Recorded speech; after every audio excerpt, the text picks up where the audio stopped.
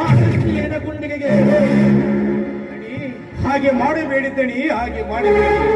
ನಾವು ಕೊಡಬೇಕಾಗಿದ್ದ ಹಣವನ್ನ ಈಗಲೇ ಕೊಟ್ಟು ಬಿಡುತ್ತೇನೆ. ನಿಮ್ಮ ಕಾರ್ಯ ಬಿದ್ದು ಬೇಡಿಕೊಳ್ಳುತ್ತೇನೆ. ಎಂತ ಹೇಳಿತನದ ಮಾತನಾಡ್ತೀಯ ಅಣ್ಣ ಇವರಿಗೆ? ಅಣ್ಣ ನಿನ್ನ ಆಜ್ಞೆ ಆದರೆ ಸಾಕಣ್ಣ, ಈ ಕತ್ತರಿಸಿ ಬಿಡುತ್ತೇನೆ. ಹಿರಿಯರಿಗೆ ಈ ರೀತಿ ಎದುರು ಮಾತಾಡಬಾರದು. ನಾವು ಕೊಡಬೇಕಾಗಿದ್ದ ಹಣವನ್ನು ಕೊಡುವುದು ನಮ್ಮ ಕರ್ತವ್ಯ. ಕೊಡು, ನಿನ್ನ ತಮ್ಮನನ್ನು ಬೆದರಿಸಿ ಇದಕ್ಕೆಲ್ಲ ಹಣ ಕೊಟ್ಟು ಬಿಡು. ಎಲ್ಲ ಹೋದ ಮೇಲೆ ನಿಶ್ಚಿತವಾಗಿರುವಂತೆ.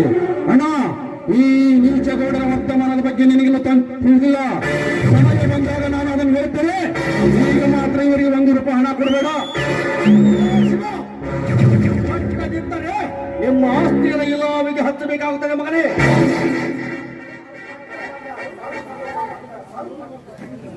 ಸ್ವಲ್ಪ ರೊಕ್ಕ ಸಂಬಂಧ ಇಷ್ಟು ಹೊಡೆದಾಡಬಾರ್ದು.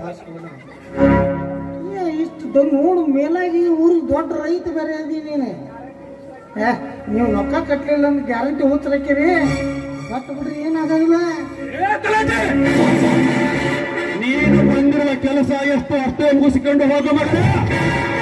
ಅದನ್ನು ಬಿಟ್ಟು ಬೇರೆ ಮಾತಾಡೋ ಮಗನ. ನಿನ್ನ ರುಂಡಮನ ಚೆಂಡ ಮುಂದೆ ಕೈ ಮಾಡಿದರೆ ನಿನಗೆ ನನ್ನ ನಾಣೆಯಾಗಿದೆ. ನಾವು ಕೊಡಬೇಕಾಗಿದ್ದ ಹಣವನ್ನ ಈಗಲೇ ಕೊಟ್ಟು ಬಿಡುತ್ತೇವೆ.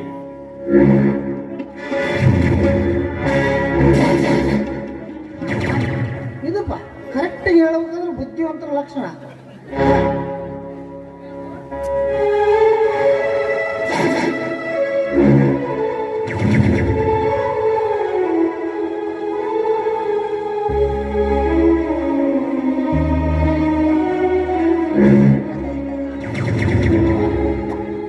ಏನಪ್ಪ ಕಡಕ್ತದ ರೋಟ್ ಗೌಡ್ರ ಬರಿಪ ಮತ್ತೆ ಒಟ್ಟಿಗೆ ಕಂಜಿಸ್ಬಾರ್ದು.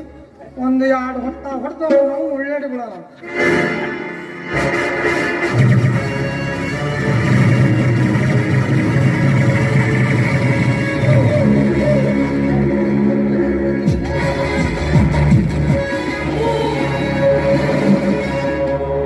ಇದೇನಣ್ಣ ನೀನು ಮಾಡುತ್ತಿರುವ ಅಂಜುಬುರ್ಗ ಕೆಲಸ? ಇವರಿಗೆ ಬೆದರಿ ಎಷ್ಟಂತ ಹಣ ಕೊಟ್ಟು ಹಾಳಾಗ್ತೀಯಣ್ಣ. ಎಲ್ಲಿ ಹೋಯ್ತಣ್ಣ ನಿನ್ನ ಸತ್ಯದ ಮಾತು? ಸತ್ಯದ ಮಾತು ಈ ಕಲಿಯುಗದಲ್ಲಿ ಸತ್ತು ಹೋಗಿದೆ ಸೋದರ. ಈಗ ಈ ರೈತರು ಉಡಬೇಕಾಗಿದ್ದು ಕರ್ಮದ ಗಂಟು ಒಂದೇ ಅಂಟಿಕೊಂಡಿದೆ. ಯಾಕೆಂದರೆ ಈ ಭೂಮಿ ತಾಯಿ ಮುಗಿಲೆತ್ತರ ಬೆಳೆದು ಮನೆ ತುಂಬ ದವಸದ ತುಂಬಿಕೊಂಡರು ಅದೆಲ್ಲ ಈ ಹಾಳು ಕಟಕ ಸರ್ಕಾರದ ವಶವಾಗುತ್ತಿದೆ ಎಂದಾಗ ನಾನು ನಿನಗೆ ಏನೆಂದು ಉತ್ತರಿಸಬೇಕು ನನಗೊಂದು ತಿಳಿಯದಾಗಿದೆ. ಇನ್ನು ಮುಂದೆ ಈ ರೈತ ಎಂತೆಂತ ಗಂಡಾಂತರ ಎದುರಿಸುವನು ಅದು ಈ ಭೂಮಿ ತಾಯಿಗೆ ಗೊತ್ತು.